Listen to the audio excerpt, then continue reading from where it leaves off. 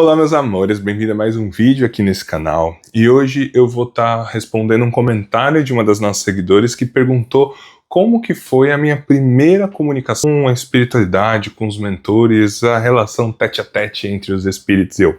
E para começar, eu acho interessante falar que a comunicação com o mentor, de fato, para trabalho e tudo mais, aconteceu de uma forma tanto quanto recente, tá?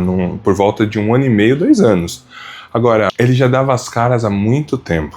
O Pai Joaquim se apresentou para mim pela primeira vez com intensidade aos 15 anos. Eu estava no meu primeiro ano do ensino médio e, como todo adolescente, a gente quer se conhecer, a gente quer experienciar coisas. Eu tinha uma família um tanto quanto restrita aos aspectos religiosos. Eu ficava irritado porque eu queria conhecer um centro de Umbanda, Candomblé.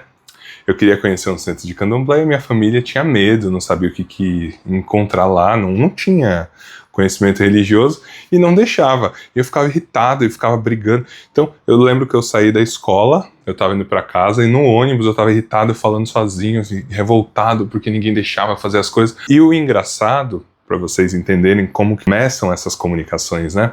Eu estava num fluxo de pensamento, irritado, falante, reclamando. Eu parei para respirar, olhei, estava na orla da praia, né? Então é sempre muito bonito. Eu parei para olhar e veio um fluxo de pensamento. Você não acha que blá blá blá? E veio muito rápido. E eu parei para pensar e eu vi que era um contraste com o que eu estava pensando. Eu fiquei assim meio preocupado, né? Eu falei, por que eu pensei isso? E aí eu comecei a responder a mim mesmo.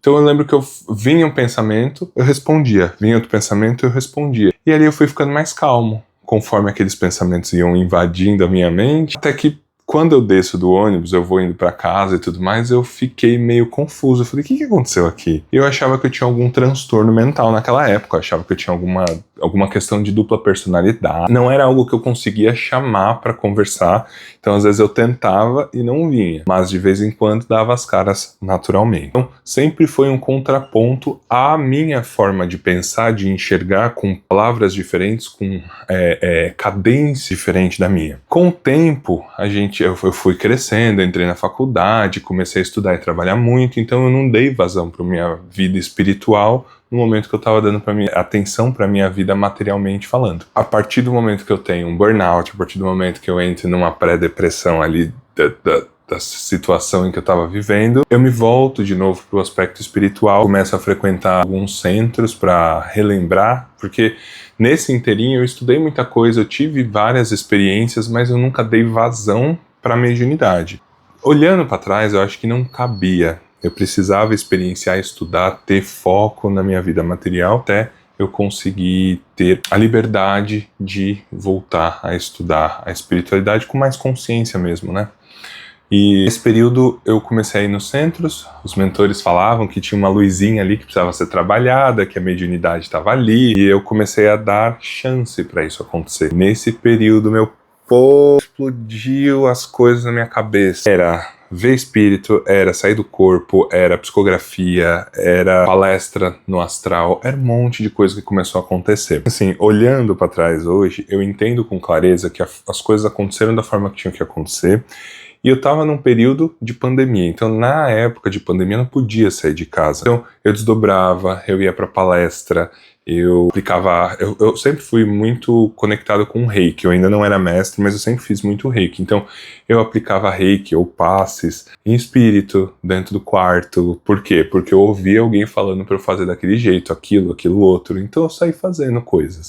E Pai Joaquim se apresenta para mim um dia que eu tava tentando uma técnica de desdobrar, sair do corpo, né, pra quem conhece, né, fazer uma viagem astral. E eu me broto numa praia, essa praia tem lá um pretinho, um velhinho, baixito até, parecia um gnominho. E aí eu olho para ele e ele só dá a mão assim para mim.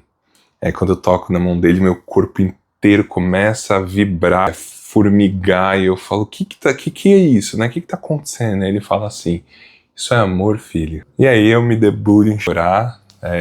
Aquilo foi a primeira conexão direta com a roupagem de preto velho. Não sabia o que era um preto velho naquela época. Então foi a partir dali que eu comecei a pesquisar um pouco mais sobre os guias, sobre a Umbanda, sobre a espiritualidade ali que existia, além do que eu conhecia, porque na verdade eu só conhecia o kardecismo, e de forma geral eu já ouvi falar em Exu, Preto Velho, Caboclo, mas eu nunca estudei a fundo. Comecei a frequentar centros de Umbanda, fui para o desenvolvimento para tentar entender como funcionava isso, e é muito interessante, né? Porque, veja só, antes de se apresentar como Pai Joaquim, eu já tinha umas comunicações com um espírito chamado Lúcio.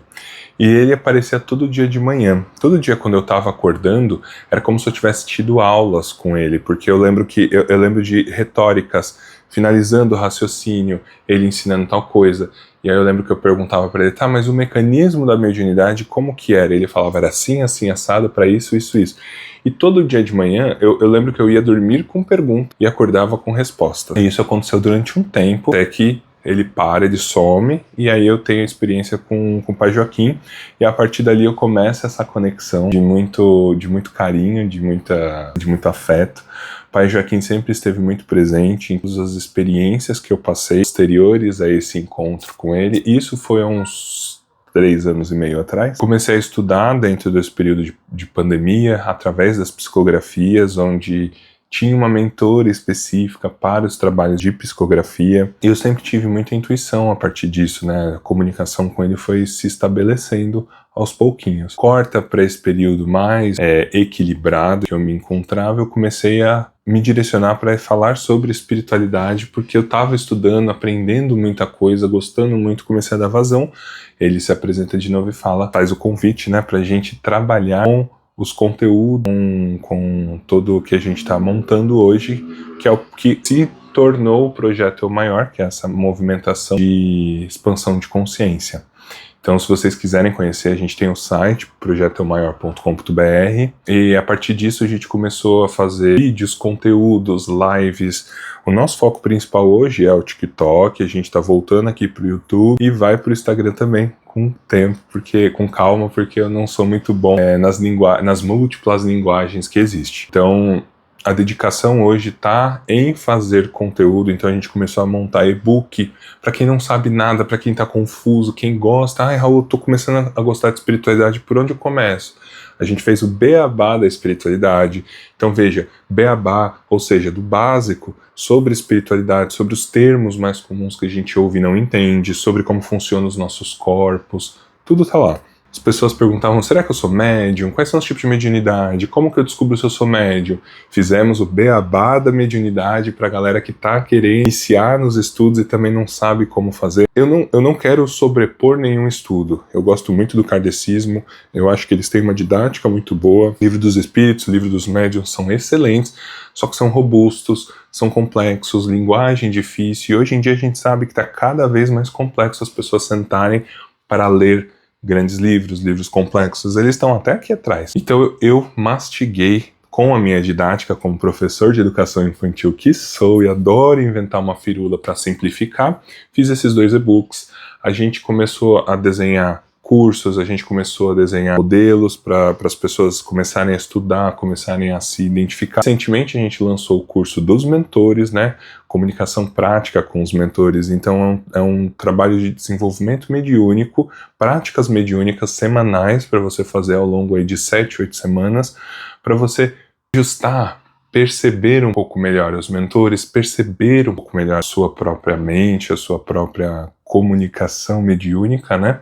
Então a gente ensina algumas técnicas e o pessoal tem se desenvolvido, tem melhorado a qualidade de sono, tem ficado mais atento, e é esse o objetivo. A gente está desenhando muitas coisas, a gente vai fazer um clube de estudos em breve. Então assim, entra no nosso grupo do WhatsApp, fica aqui com a gente, se inscreve no canal se você gosta de assuntos sobre espiritualidade, que vem muita coisa legal por aí, e esse hoje é o meu objetivo, é esse movimento de expansão consciencial. Afinal de contas, o mundo anda muito dark, as pessoas andam muito ansiosas e desconectadas de si mesmo, e a gente precisa trazer esse respiro, essa conexão consigo para que as pessoas se iluminem, porque o trabalho não é pedir para Deus mandar os anjos para cá, afinal todos nós já estamos aqui, nós precisamos nos iluminarmos e nos conectarmos novamente com o divino.